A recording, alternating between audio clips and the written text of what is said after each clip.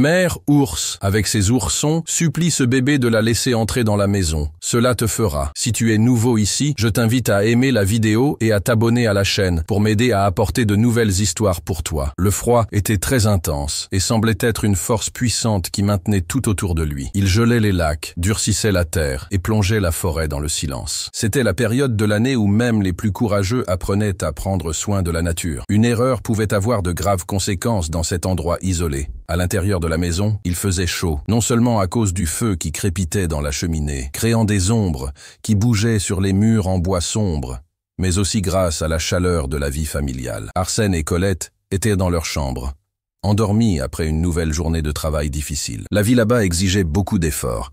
Il fallait couper du bois, réparer les clôtures et stocker la nourriture avant que la neige ne recouvre tout. Vivre dans la montagne n'était pas facile. C'était une lutte quotidienne, et la moindre erreur pouvait être dangereuse. Mais Adrien n'était pas encore allé se coucher. Le petit garçon de 2 ans était assis sur le vieux canapé en cuir. Il regardait la télévision, qui diffusait des images lumineuses, qui remplissaient la maison de bruit. Ses parents lui disaient toujours d'aller se coucher tôt, mais il aimait se sentir seul éveillé. Il aimait avoir ce moment rien que pour lui. C'était comme si, pendant quelques heures, le monde lui appartenait. Puis, le bruit est apparu, un son fort et sec, couvert par le vent, mais que l'on pouvait entendre dans toute la maison. Adrien a rapidement fermé les yeux et a fait une grimace.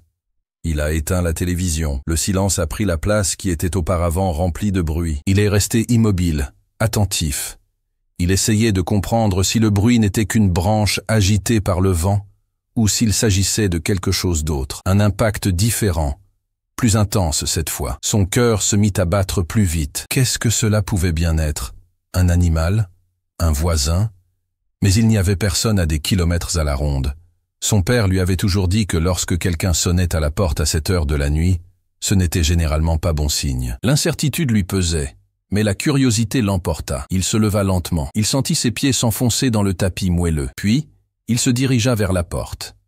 L'air semblait plus dense près de lui, comme si quelque chose d'invisible l'attendait de l'autre côté. Il fit un mouvement prudent, tourna la clé et ouvrit la porte. Un vent glacial pénétra dans la maison comme un couteau, lui donnant la chair de poule à travers son pyjama fin. Ses yeux clignaient tandis qu'il regardait la neige tomber et tourbillonner dans l'air. Ils essayèrent de voir, derrière le rideau blanc formé par la tempête. C'est alors qu'il les vit. Là, ressemblant presque à des fantômes sculptés dans le paysage froid, se trouvaient 3 personnes. Une mère ours et ses 2 petits. Pendant un instant, Adrien resta immobile. Il avait déjà vu des ours, mais jamais d'aussi près, jamais dans une telle situation. La mère ours respirait avec difficulté. Son ventre se soulevait et s'abaissait avec effort. Sa grosse tête vacillait légèrement, comme si elle était très fatiguée. Les oursons, qui étaient petits et collés à elle, tremblaient. Leurs yeux étaient grands ouverts à cause du froid et de la peur. Ce qui fit vraiment battre le cœur d'Adrien plus fort,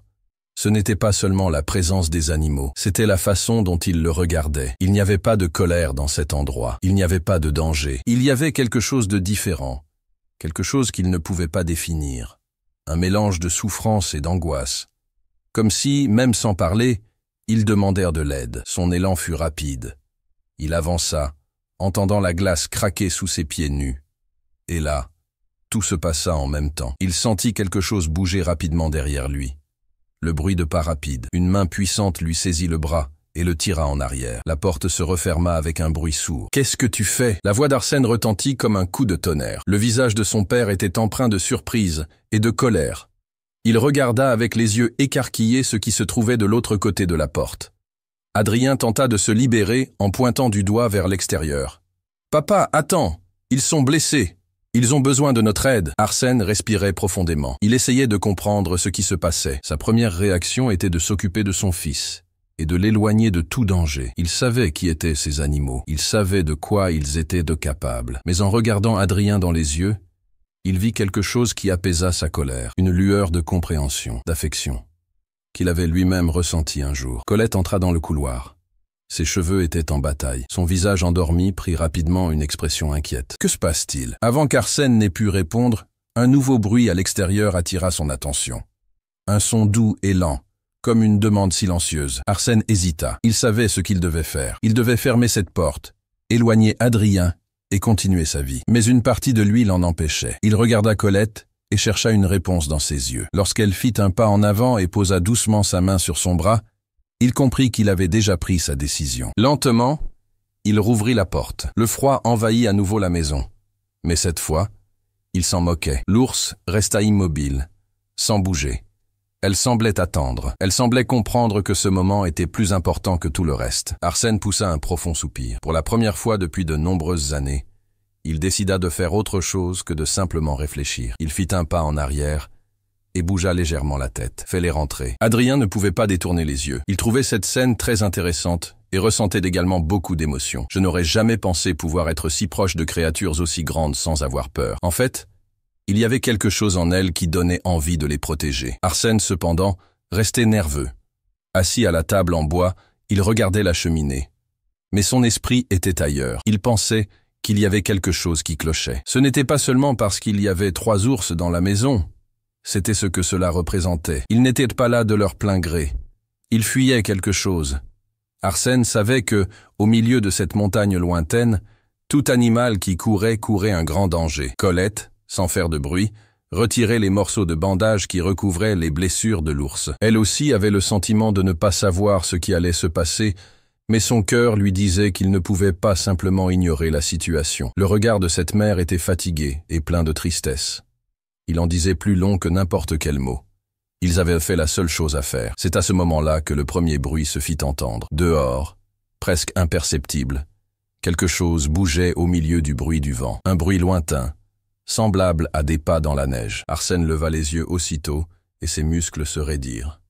Il retint son souffle. Il se concentra. Il essaya de comprendre si c'était réel ou si c'était juste le vent qui soufflait dans les branches sèches des arbres. Un autre craquement. Cette fois, plus près. Arsène se leva lentement. Il fit signe à Colette de rester silencieuse. Il s'approcha de la fenêtre avec précaution pour ne pas faire de bruit. Il tira légèrement le rideau pour regarder dehors. L'obscurité de la nuit gênait sa vision, mais il connaissait très bien l'endroit pour remarquer quand quelque chose n'allait pas. Et là, au milieu de l'obscurité, il y avait des ombres qui bougeaient. Le cœur d'Arsène battait à tout rompre dans sa poitrine. Ce n'étaient pas des ombres isolées. Ce n'était pas le vent qui déplaçait la neige, c'étaient des hommes. Colette vit le changement sur le visage de son mari. Elle sentit un frisson lui parcourir l'échine. Que se passe-t-il? Arsène resta à regarder pendant quelques secondes. Puis il lâcha le rideau et s'éloigna de la fenêtre. Il avait l'air très inquiet. Il y a des gens dehors. Le silence qui suivit fut très lourd. Adrien, qui était distrait en caressant l'un des chiots, releva brusquement la tête. Qui sont ces gens? Arsène ne répondit pas tout de suite. Il savait très bien qui ils étaient. Il savait comment ils étaient. Des hommes qui ne respectaient pas les règles non écrites de la forêt. Des hommes qui considéraient la nature comme quelque chose qu'ils pouvaient contrôler et utiliser. Ils se moquaient bien de ce qu'ils laissaient derrière eux. Les chasseurs sont des personnes qui poursuivent des animaux pour les attraper ou les tuer. Ils le font pour diverses raisons. Parfois, les chasseurs ont besoin de nourriture. D'autres fois, la chasse est un sport ou un passe-temps. La chasse peut se pratiquer dans les forêts, les champs ou les montagnes. Il est important de se rappeler que la chasse doit être pratiquée de manière responsable, afin de préserver la nature et les animaux. Ils avaient suivi les traces de pas. Ils avaient suivi le chemin de l'ours jusqu'ici. Et maintenant, ils étaient dehors, à attendre. Colette posa sa main sur sa poitrine. Elle regarda fixement les animaux qu'ils avaient reçus. « Hein, tu crois qu'ils savent que les ours sont là ?» Arsène poussa un soupir et passa sa main sur son visage. S'ils ne le savent pas, ils le sauront bientôt. Les chasseurs mirent quelques secondes à s'éloigner. Mais ils ne partirent pas pour de bon. Ils étaient des chasseurs d'un autre genre. Les chasseurs n'abandonnent pas facilement lorsqu'ils pensent que quelque chose est caché juste devant eux. Arsène ferma la porte, en tirant fermement sur la poignée. En se retournant, il croisa le regard de Colette. Elle n'avait pas besoin de poser de questions. Je connaissais déjà la réponse. Ils vont revenir. Sa voix était basse, mais pleine d'assurance. Arsène acquiesça. Il regarda Adrien, qui tenait l'un des oursons dans ses bras. La mère ours se tenait près de la cheminée. Ses yeux étaient grands ouverts et attentifs. Ses muscles étaient tendus, comme si elle sentait un danger dans l'air. Les minutes passèrent lentement, tandis qu'Arsène essayait de réfléchir à ce qu'il fallait faire. Il songea à prendre l'arme qui était cachée sous le lit. Mais il hésita. Il n'était pas confronté à un danger ordinaire. C'était différent. Le bien et le mal s'entremêlaient de manière confuse. Toute action précipitée pourrait coûter cher. Puis, il y eut un bruit. Ce n'était pas un coup hésitant, comme auparavant. C'était une conversation polie entre des hommes qui faisaient seulement semblant d'être polis. Ce fut un choc sec et violent. Le bruit provenait du craquement du bois qui se brisait. Quelqu'un avait enfoncé la porte. Arsène recula d'un pas sans réfléchir. Il tira Adrien vers Colette. Les trois hommes entrèrent sans hésiter. Le chef du groupe marchait devant. Il regardait attentivement autour de lui. Il observait chaque détail. Il n'essayait plus de cacher ce qu'il voulait. Il n'était plus nécessaire de faire semblant qu'il s'agissait d'une simple visite. « Je le savais », dit-il avec un sourire froid sur les lèvres. « Vous nous avez menti. » Arsène resta immobile, mais il remarqua que Colette respirait rapidement à côté de lui. Elle tenait fermement le bras d'Adrien, essayant de le protéger. Les chasseurs jetèrent un rapide coup d'œil aux ours. La mère ours se leva lentement. Son corps, qui était détendu, était maintenant tendu. Chaque muscle était crispé et chaque mouvement trahissait une rage silencieuse. Les oursons se rapprochèrent d'elle. Ils sentirent le danger avant même de comprendre ce qui se passait. L'un des hommes saisit un lasso en cuir attaché à sa ceinture. Il fit un pas en avant, prêt à agir. « Faisons ça simplement, d'accord ? On prend les animaux et on s'en va. Pas besoin d'en faire toute une histoire. » Mais à ce moment-là, tout bascula. L'instinct maternel de la mère ours fut plus fort que n'importe quelle pensée humaine. D'un mouvement violent et agressif, elle se précipita vers l'avant. L'intérieur de la cabane était trop petit pour que les chasseurs puissent réagir. Le premier fut projeté contre la table. Cela fit tomber les chaises et mit le désordre partout sur le sol. Le deuxième tenta de tirer sur la corde, mais la force de l'animal le fit tomber avant qu'il ne puisse terminer son mouvement. Le chef du groupe recula d'un pas. Il resta les yeux écarquillés de surprise. Il ne pensait pas que l'animal était assez fort pour se battre. En quelques secondes, la maison fut mise sans dessus-dessous. Le poids des objets qui s'entrechoquaient faisait trembler le sol. Des objets tombèrent des étagères. Adrien se blottit contre Colette. Elle le serrait très fort. Arsène n'eut pas le temps de réfléchir. Il agit. Il courut vers l'un des hommes. Il attrapa l'homme par les épaules et tenta de l'éloigner des petits. Le chasseur tenta de se dégager, mais Arsène utilisa toute sa force pour le plaquer contre le mur. Il ne pouvait plus bouger. La mère ours continuait d'avancer. Elle n'était plus un animal effrayé. La créature blessée n'était plus là. Elle avait trouvé un endroit sûr ailleurs. Maintenant, c'était une mère qui protégeait ses petits, et rien ne pouvait l'arrêter. Les chasseurs virent qu'ils ne pouvaient pas gagner dans cet espace réduit. « Sortez !» cria le chef en essayant de tirer l'un de ses amis hors de la porte. Ils tombèrent parce qu'ils étaient pressés. Ils échappèrent de justesse à l'attaque de l'ours qui renversa une chaise pendant ce temps. Le bois fit un grand bruit en heurtant le sol. Arsène était près de la porte. Il tenait toujours le morceau de bois qui s'était cassé. Ses yeux fixaient l'obscurité de la nuit. Elle respirait avec difficulté. Sa poitrine se soulevait et s'abaissait de manière irrégulière. Il comprenait qu'il aurait dû se sentir mieux maintenant que le danger était écarté. Mais au contraire, il ne ressentait qu'un poids sur le cœur. La bataille avait été gagnée, mais elle avait eu de mauvaises conséquences. Colette serrait toujours Adrien dans ses bras, comme si la chaleur de son corps pouvait le protéger de tout ce qui venait de se passer. Le garçon était silencieux. Ses yeux étaient grands ouverts et fixaient sa mère ours qui se tenait au milieu de la pièce. Son corps se soulevait et s'abaissait rapidement. Elle ne bougeait pas, n'émettait aucun son et ne faisait aucun mouvement autre que ceux nécessaires pour respirer. Mais quelque chose dans son comportement montrait qu'elle comprenait aussi ce qui s'était passé. Arsène toucha son visage et sentit la sueur froide. Il remarqua que la sueur se mélangeait à la fraîcheur de l'air. Il n'aurait jamais pensé que sa vie prendrait cette tournure. Il n'aurait jamais imaginé se retrouver à ce moment-là, dans sa propre maison, face à un animal sauvage. Ils semblaient identiques. Il semblait y avoir quelque chose de spécial qui les unissait, plus fort que les mots. Colette se leva calmement.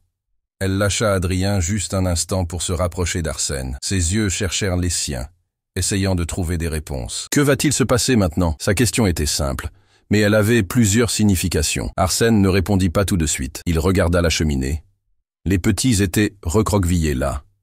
Ils observaient tout avec des yeux curieux et un peu effrayés. Ils ne voyaient pas à quel point la situation était grave. Ils ne savaient pas que, depuis cet instant, ils étaient marqués à jamais. Il poussa un profond soupir et passa la main dans ses cheveux. Il ressentait la responsabilité de ses propres choix. Ils ne se souviendront pas de ce qui s'est passé aujourd'hui. Colette croisa les bras et regarda la porte cassée. « Tu crois qu'ils vont revenir ?» Arsène ne voulait pas l'avouer, mais il connaissait déjà la vérité. Oui, Colette montra sa peur sur son visage, mais ne dit rien de plus. Il se contenta d'acquiescer, comprenant la situation dans laquelle il se trouvait désormais. Adrien s'approcha. Sa voix était basse et hésitante. « On doit leur demander de partir ?» Arsène ferma les yeux un instant. C'était la question qu'il évitait depuis que tout avait commencé. Ce qui semblait juste et logique était de les éloigner. Mieux valait les envoyer dans la forêt avant que la situation ne s'aggrave. Mais il savait qu'il était déjà trop tard pour cela. Il ouvrit les yeux et vit son fils. S'ils partèrent maintenant, il ne survivrait pas. Le silence qui suivit fut très lourd. La vérité était évidente. La mère ours était encore sans force. Les oursons étaient trop petits pour passer l'hiver seuls. Les renvoyer reviendrait à les envoyer dans un endroit très dangereux. Colette se mordit la lèvre. Son esprit était clairement en proie à des sentiments contradictoires. Et si on essayait de les emmener dans un endroit sûr? Tu es loin d'ici? Arsène secoua la tête. Il n'y a pas d'endroit sûr. Pas tant que ces hommes sont là. Ils n'abandonneront pas. S'ils savent que les ours sont en vie, ils continueront leurs recherches. Les mots restèrent suspendus dans l'air comme un poids invisible. Adrien s'agenouilla à côté des oursons. Il caressa la fourrure de l'un d'eux et sentit la chaleur de sa main. Le petit animal se blottit contre lui, cherchant refuge, sans se rendre compte que son avenir se jouait à cet instant précis. Nous pouvons les protéger ici. Arsène ferma les yeux un instant. Le garçon parlait avec tant de certitude et d'innocence, comme si c'était facile. Il semble que le monde soit déjà trop cruel en transformant un acte de bonté en une grave erreur. Mais peut-être, juste peut-être, Adrien avait-il raison. Arsène regarda à nouveau la mère ours. Elle lui rendit son regard. Il n'utilisait pas de mots. Il se comprenait simplement. Il prit une profonde inspiration et regarda Colette. Il reste. Son regard s'adoucit. Adrien esquissa un sourire. Et la mère ours finit par baisser la tête, comme pour accepter cette décision. Cette nuit-là, tandis que la pluie et le vent soufflèrent dehors, un accord tacite fut conclu dans la cabane. Arsène savait que cela les rendait vulnérables. Lui et sa famille avaient décidé de protéger les ours. Mais ce faisant, il devait affronter des hommes qui n'avaient aucune bonté. Cependant, en regardant son fils, Colette et les oursons qui dormaient près de la cheminée, il comprit qu'il avait fait le seul choix qu'il pouvait accepter. Les jours passaient lentement, comme des flocons de neige emportés par le vent. Ils étaient calmes, mais plein de changements que nous ne pouvions pas voir. L'hiver ne donnait aucun répit. Le monde extérieur était devenu un désert blanc et glacé. Seules les personnes les plus fortes pouvaient y vivre. À l'intérieur de la cabane, la chaleur d'une nouvelle routine commençait à s'installer. Une famille que personne n'attendait apprenait à vivre ensemble. La mère ours n'était plus aussi vigilante qu'avant. Ses yeux, qui auparavant étaient méfiants et tristes, montraient maintenant un peu de calme en voyant Adrien s'amuser avec les petits près de la cheminée. Ils couraient maladroitement sur le plancher en bois. Ils essayaient d'attraper le garçon qui les provoquait avec un morceau de tissu. Ils riaient chaque fois que l'un d'eux glissait sur le tapis ou essayait de se cacher derrière les meubles. Il y avait quelque chose de pur dans cette image. C'était différent de la pression des jours passés. Colette observait tout cela tout en réparant un vêtement assise à la table. Ses doigts faisaient bien leur travail, mais son esprit était ailleurs. Elle n'aurait jamais pensé qu'elle vivrait un moment dans sa vie où elle se sentirait aussi confuse, entre la peur et l'affection. Chaque fois qu'elle voyait ses chiots jouer, elle ne voyait que de la pureté. Il y avait une vie pleine de joie au milieu de la neige froide qui tombait dehors. Mais en même temps, elle savait qu'elle ne pouvait pas oublier ce qui s'était passé, qu'il y avait encore des hommes qui rôdaient dans la forêt, attendant une occasion de retrouver ce qu'ils pensaient être à eux. Arsène, quant à lui, essayait de croire qu'il n'y avait pas de retour en arrière possible. Il allait tous les matins jeter un œil aux alentours. Il vérifiait qu'il n'y avait pas de traces étranges dans la neige ou de signes indiquant que les chasseurs étaient revenus. Jusqu'à présent, tout était calme. Mais il savait que le silence ne signifiait pas le calme. Le silence n'était souvent que le calme avant la tempête. À l'intérieur de la maison, il sentait quelque chose de différent, une chose qu'il n'avait pas ressentie depuis longtemps, le sentiment de prendre soin de quelqu'un. Même si cela semblait étrange, il savait que cette maison en bois et chaleureuse était désormais un endroit sûr, non seulement pour sa famille, mais aussi pour la mère ours et ses petits. Il le voyait dans la façon dont les oursons couraient vers Adrien lorsqu'ils entendaient un bruit fort. Il voyait aussi comment l'ours se couchait près de la porte. Elle semblait savoir que cet endroit était un foyer, et qu'ici, pour l'instant, ils étaient en sécurité. La première fois qu'Adrien s'est couché à côté des oursons pour dormir, Colette a pris peur. Elle était prête à le tirer en arrière, craignant la réaction de la mère des oursons. Mais à sa grande surprise, l'ours se contenta de regarder. Son grand corps resta immobile. Ses yeux étaient calmes, acceptant la présence du garçon près de ses petits. C'est à ce moment-là que Colette comprit que quelque chose d'irréversible s'était produit. Il n'était plus seulement des personnes prenant soin d'animaux blessés. Ils formaient désormais une seule et même entité. Arsène commença à aménager un endroit sûr derrière la maison. Il utilisa des troncs solides pour construire un espace où la mère ours et ses petits pourraient rester jusqu'au printemps. Il comprenait que cet abri ne serait pas éternel. Il savait qu'à un moment donné, les animaux devraient retourner dans la forêt. Mais tant qu'ils ne seraient pas prêts, il ferait tout son possible pour les garder là, en sécurité. Jour après jour, la confiance s'installait entre tous. Adrien ne voyait plus de différence entre jouer avec les oursons et courir après les poules dans le jardin. Pour lui, il faisait partie de la même famille. Colette ne s'inquiétait plus de rester à l'écart. Arsène, qui avait toujours été plus sérieux et prudent, commençait à comprendre que cette situation n'était pas seulement une erreur, mais un choix. Il aurait fait le même choix s'il avait pu. Mais tout n'était pas facile. La menace était toujours présente. Les chasseurs n'étaient peut-être pas revenus, mais Arsène comprenait que le silence ne signifiait pas qu'ils avaient abandonné. Il se demandait si les hommes attendaient. Il se demandait s'ils avaient laissé la neige recouvrir leurs traces pour revenir quand personne ne serait vigilant. Il savait qu'une erreur pourrait coûter très cher. Il savait qu'une petite erreur pourrait tout mettre en péril. Chaque fois qu'Arsène regardait sa famille, il se sentait bien. Il voyait Adrien rire, tandis que les petits essayaient de grimper sur sa jambe. Colette avait la tête appuyée contre la porte et souriait légèrement en regardant la scène. La mère ours, même sans parler, montrait son affection et sa fidélité. Arsène savait qu'il avait pris la bonne décision. Ils avaient décidé de protéger plutôt que de chasser. Ils avaient décidé d'accueillir plutôt que d'avoir peur. Désormais, qu'ils soient humains ou non, ils formaient une famille.